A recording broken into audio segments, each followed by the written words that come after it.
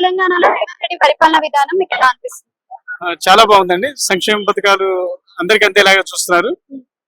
Government చాలా ఇప్పుడు అన్ని ఇంప్లిమెంట్ చేసి అందరికి అందుబాటులో వచ్చేలాగా అన్ని పథకాలను అమల్లో అంటే సిటీలో ఇంతవరకు సన్నబియ్యం అయితే రాలేదు. గవర్నమెంట్ అంటే సన్నబియ్యం అడిగితే మాత్రం పాత స్టాక్ అయిపోవాలి, ఇంకా స్టాక్ అయిపోలేదు అని చెప్తుందంట. కానీ ఊర్లలో మాత్రం ఇస్తున్నారంట, అది కూడా రాళ్ళ బియ్యం ఇస్తున్నారంట. దానిపైన మీ ఒపీనియన్ ఏంటి అసలు? అది లోకల్ వాళ్ళు చేసే ఏదైనా తప్పిదాలు ఉండొచ్చు, కానీ గవర్నమెంట్ పరంగా వాళ్ళైతే ఏదైతే అనుకున్నారో వాళ్ళు చేస్తున్నారు. సో లోకల్ వాళ్ళు ఎవరైనా ఫ్రాడ్ చేసే అవకాశం ఉంది.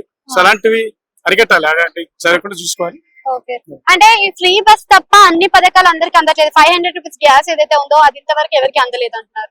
అండ్ ఫ్రీ కరెంట్ కూడా ఊర్లలో వారికి అందుతుంది, సిటీలో అయితే ఎవరికి అందలేదు అని అంటున్నారు. అది ఎక్కడెక్కడ కంప్లైంట్స్ ఉన్నాయో గవర్నమెంట్ అబ్జర్వ్ చేయాలి. లోకల్ అధికారులు ఎవరైతే ఉన్నారో వాళ్ళంతా ఎక్కడైనా లోటుపాట్లు ఉంటే ఇలాంటివి సరి చేయాలి.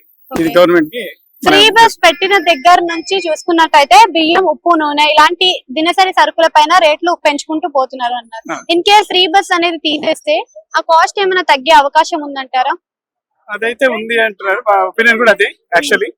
ఎందుకంటే ఫ్రీ బస్ అనేది కాకుండా కొంచెం ఏదైనా ఇంకా కన్సెషన్ పెట్టి చేస్తే బాగుండేది. ఫ్రీ బస్ అనేది అవసరం లేదు అనిపిస్తుంది. అట్లా అవసరం లేదు.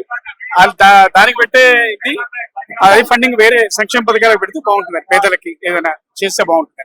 Thank you sir.